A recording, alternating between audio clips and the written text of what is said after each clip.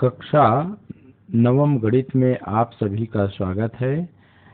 आज हम क्षेत्र मिति मेंसुरेशन के अंतर्गत प्रश्नावली 15(1) घन और घनाभ क्यूब एंड क्यूबाइड से संबंधित प्रश्न हल करेंगे। आइए, आपके सामने एक प्रश्न है। प्रश्नावली से प्रश्न क्रमांक 4। प्रियंका के घर के सबसे बड़े कमरे के फर्श का परिमाप 250 मीटर है। इस कमरे के चारों दीवारों की पुताई 10 रुपये प्रति वर्ग मीटर की दर से कराने पर 15,000 रुपये खर्च होते हैं। तो कमरे की ऊंचाई कितनी है? तो मान लीजिए, माना कि कमरे की ऊंचाई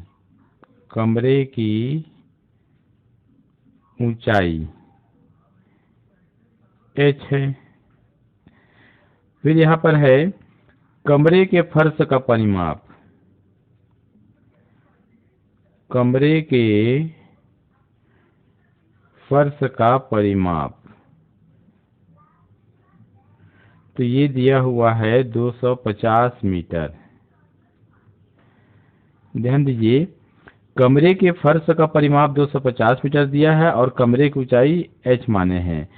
चूंकि कमरे की चारों दीवारों पर पुताई कराया जाएगा तो 10 रुपये प्रति वर्ग मीटर की दर से खर्च हो रहा है। इसका मतलब है कमरे की चारों दीवारों का कुल पृष्ठीय क्षेत्रफल कितना है, यह हम ज्ञात करेंगे।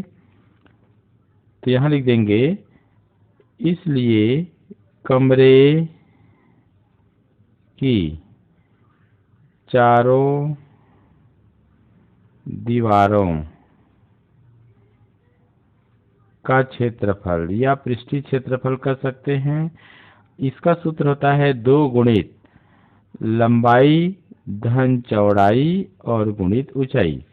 ध्यान दीजिए, कमरे का जो फर्श होता है उसका परिमाप का सूत्र है 2 गुणित लंबाई धन चौड़ाई, यदि कमरा आयताकार है। ठीक है, तो यहाँ पर कमरे का फर्श का परिमाप दिया हुआ है तो हम इसको ऐसे लिख सकते हैं, परिमाप गुणित ऊंचाई। तो परिमाप का मान दिया हुआ है 250 और h यहाँ लिख देंगे हम क्या, क्योंकि यहाँ पर मीटर में दिया है तो यहाँ लिख देंगे वर्ग मीटर। अर्थात कमरे की चारों दीवारों का पृष्ठीय क्षेत्रफल 250 h वर्ग मीटर प्राप्त हुआ। ध्यान दीजिए, इतने वर्ग मीटर पर पूरा अगर पुताई कराया जाता है तो 15,000 रुपये खर्च होता है, जबकि 1 वर्ग मीटर पर खर्च कितना, 10 रुपये की दर पर होता है। तो आइए यहाँ पर लिख सकते हैं, चूंकि 1 वर्ग मीटर दीवार पर पुताई का खर्च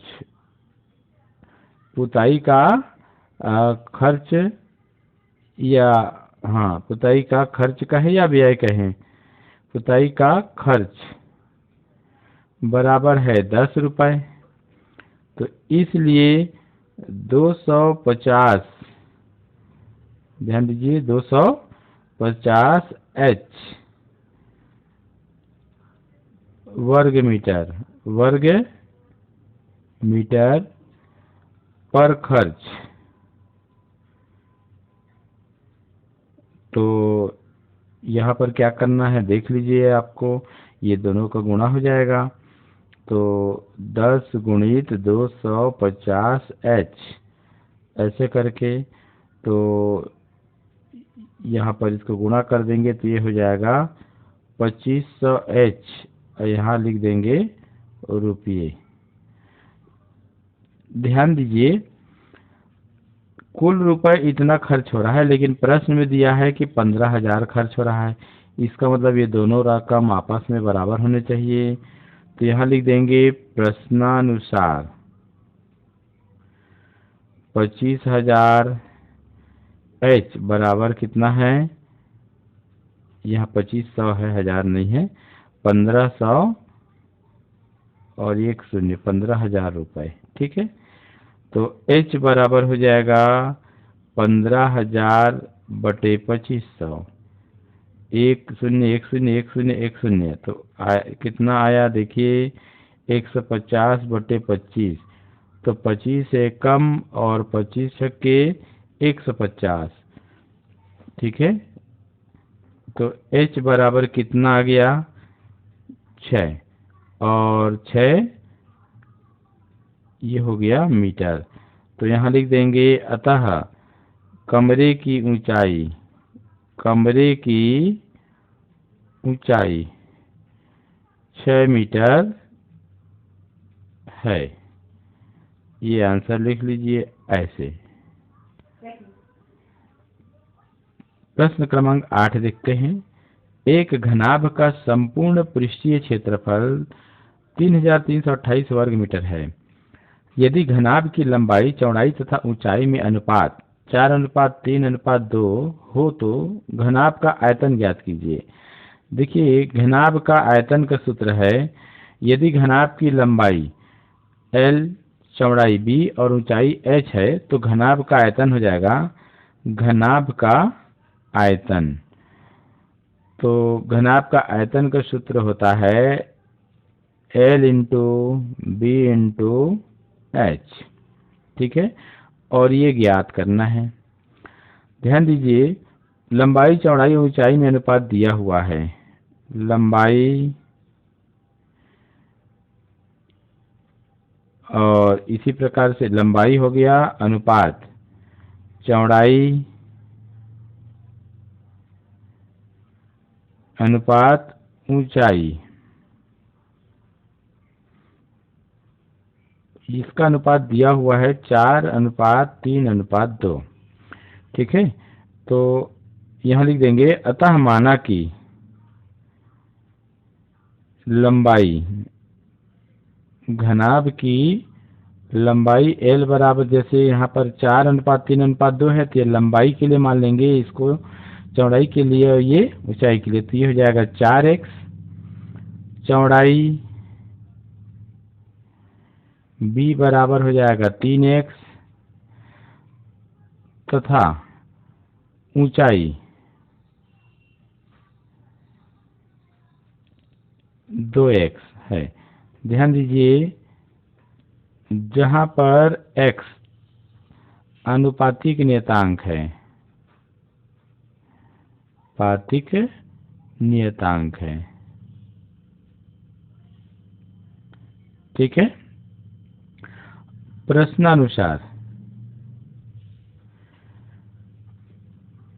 क्या दिया प्रश्न में कि घनाभ का संपूर्ण पृष्ठीय क्षेत्रफल 3328 वर्ग मीटर दिया है। तो यहाँ लिख देंगे घनाभ का संपूर्ण पृष्ठीय क्षेत्रफल या संपूर्ण पृष्ठ बराबर कितना दिया है 3328 वर्ग मीटर है। लेकिन घनाभ का संपूर्ण पृष्ठ का सूत्र हम क्या जानते हैं, 2 गुणित लंबाई गुणित चौड़ाई धन चौड़ाई गुणित ऊंचाई, ऊंचाई को h ले लीजिए, और ऊंचाई गुणित क्या है लंबाई, ये ऐसे। तो 2 गुणित, देखिए लंबाई कितना 4x और चौड़ाई कितना 3nx। ठीक है ना, और ये हो जाएगा 3x और ऊंचाई कितना है 2x, धन ऊंचाई 2x है गुणित लंबाई कितना है 4x, और ये बराबर हो गया 3328। ठीक है, आइए आगे हल करते हैं। 2 गुणित, इन दोनों को गुणा कीजिए तो 4 तिया 12x, और देखिए गुणा करेंगे तो चर राशि का घात जो है जुड़ जाता है, तो 1 घात और 1 घात कितना हो गया 2 घात, 3 दूनी 6, x घात 1 और 1 2, 2 चौक 8, x का घात 2 बराबर 3328। तो 2 गुणित, इसको जोड़िए 12 6 18, 18 और 8 कितना 26, कितना हो गया 26। तो ये हो जाएगा 26x वर्ग बराबर 33 2328 इस प्रकार हमने लिखा। आगे ये हो जाएगा कितना, 52x वर्ग बराबर 3328। तो x वर्ग बराबर क्या हो जाएगा, 3328 में 52 से भाग करेंगे। ठीक है, तो 52 से भाग करने के लिए आपको रफ कार्य की आवश्यकता है, आप रफ कार्य कर लेंगे। यहाँ पर ध्यान दीजिए, 3328 बटे 52, मान लीजिए 2 से कटाएंगे तो 2 दूनी 4 हो गया, 2 छक्के 12, 2 एकम, 2 छक्के 12, 2 छक्के 12, 2 चौक 8, फिर से 2 से 2 तेरम 26, 2 अट्ठे 16, 2 तिया 6, 2 दूनी 4। अब यहाँ पर देखिए, यहाँ पर 13 एकम 13, 13 छक्के 78 हुआ, और 83 में 78 घटाएंगे 5 आएगा, 2 उतारेंगे 52, 13 चौक 52। तो इस प्रकार हम क्या देखते हैं, x वर्ग बराबर यहाँ आ गया 64। ठीक है, इसको मिटा देते हैं, रफ वर्ग है ये ऐसे। अब यहाँ पर देखिए x का वर्ग है तो 64 पूर्ण वर्ग है किसका, 8 का, तो 8 का वर्ग हो गया। दोनों पक्षों में घातांक समान है तो उनके आधार भी क्या होंगे, समान होंगे। तो x बराबर हो गया 8। ध्यान दीजिए x का मान कितना मिला, 8। तो अतः ये चूंकि अनुपातिक नियतांक है, तो अब इस x बराबर 8 के मान को लंबाई, चौड़ाई और ऊंचाई में रख करके हम ज्ञात करेंगे। अतः घनाभ की लंबाई, L बराबर चूंकि 4x माने हैं तो 4 गुणित x की जगह लिख देंगे 8, 8 चौक 32 मीटर, ये हो गया। घनाभ की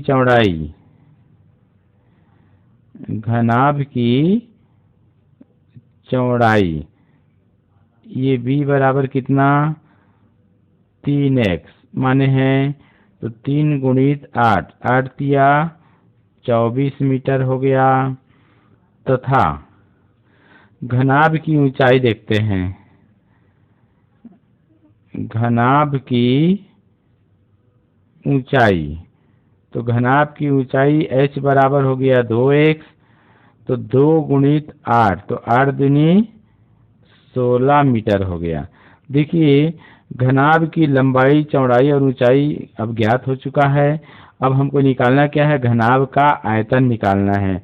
तो लंबाई गुणित चौड़ाई गुणित ऊंचाई घनाभ के आयतन का सूत्र है। तो यहाँ पर अब हम सूत्र में मान रख देंगे। आइए, इसलिए घनाभ का आयतन, तो घनाभ का आयतन का सूत्र होता है लंबाई गुणित चौड़ाई गुणित ऊंचाई। मान रखिए, तो ये हो गया 32 मीटर लंबाई, और चौड़ाई है 24 मीटर, और ऊंचाई है 16 मीटर। ठीक है, तो इस प्रकार घनाभ का आयतन निकालने के लिए, अब चूंकि यहाँ पर देखिए मीटर गुणित मीटर 3 बार आया है, तो ये हो जाएगा घन मीटर। क्या हो गया, घन मीटर हो गया। अब इसके बाद हम इसको गुणा कर देंगे 32 गुणित 24 गुणित 16 का, ऐसे। तो हम गुणा करते हैं तो आप रफ का प्रयोग कर सकते हैं। इस प्रकार से 12288 घन मीटर इसका आयतन आएगा। ठीक है, इस प्रकार हम आंसर लिख सकते हैं।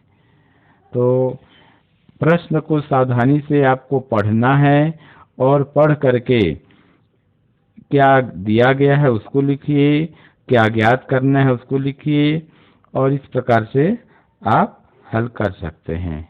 ठीक है।